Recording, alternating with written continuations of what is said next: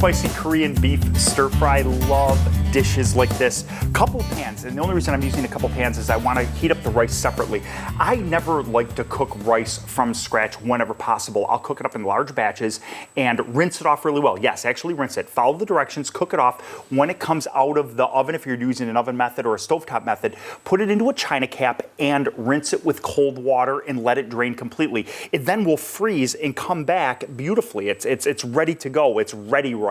You can keep it in the freezer and have it on the table instantaneously. Much less expensive than buying the rice that's ready to go. I'm going to saute this with just a little teeny bit of garlic, so I'm going to add a little bit of sesame oil. We're getting our flavor from some different spots today. Sesame oil is a great tasting oil, a good fat, and also tons of flavor benefits to this dish. It really gives it such an amazing flavor. We're gonna add a little bit of garlic into there and just a touch of garlic into this pan as well. We're gonna get a couple different things going here at once. Rice, just gonna throw it in. I want to cook it with the garlic so it permeates the rice completely. Rice will absorb a lot of water, so it's really nice if you cook it with the garlic. I'm going to add a little bit of water into it in a minute. Throw a couple scallions in there for color, and that will absorb that flavor and suck it right into the rice and make it taste awesome. Okay, so we've got this pan going. We're cooking our garlic. I want to get the beef going. This beef is traditionally served very rare, so I want to cook it at a high temperature very rapidly and take it off when it's rare. So we're just going to give it a quick sear.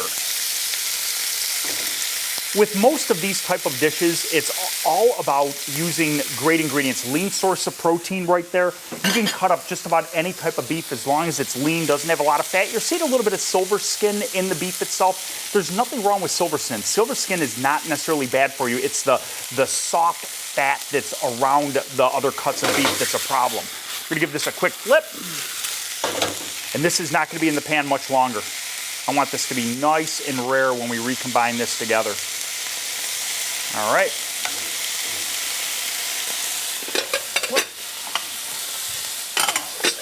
Let's use this. There we go, done.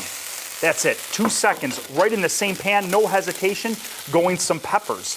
I've got some shiitake mushrooms. I rehydrated those actually. You don't have to buy fresh, you can buy them dried, that way they're there and ready for you when you want them. Low sodium soy sauce. See what's happening here? We're choosing things that are low in salt.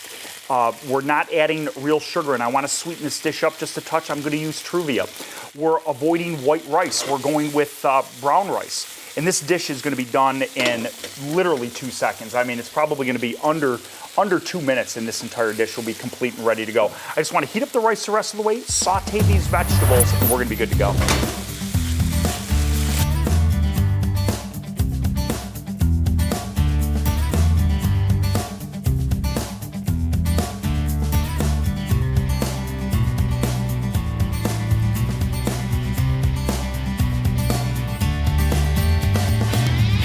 All right, I gave these vegetables about 1.5 minutes, not long. I want to add a little sweetness. We have sesame oil, we have low sodium soy sauce. We're very salty at this point, or at least a savory flavor profile is going on. I want to sweeten it up just a little bit.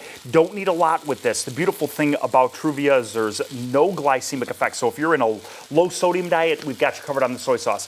If you're watching your cholesterol, we've got a lean source of protein. If you're watching your sugar, we've got you covered with the Truvia. You don't have to stop eating these flavors, just modify the ingredients that you're making them with. It's hard to buy it in a store. You know, a lot of places aren't going to cook this way using these specific ingredients. The beef is still very rare. I put the juice and everything right back in with that. We're gonna give it a quick toss just to cover it.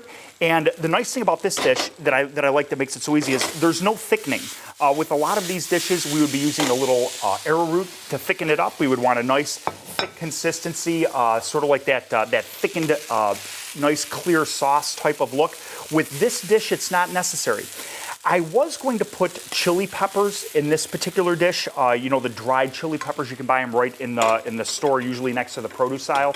I was going to go with that, but I decided to give it a little bit of a sweeter flavor. If you didn't want that, you could lose the Truvia. Don't use a sweet. Use a little bit of chili, powder for this dish, or excuse me, chili pepper for this dish. You could use some rooster sauce to give it a nice spicy flavor.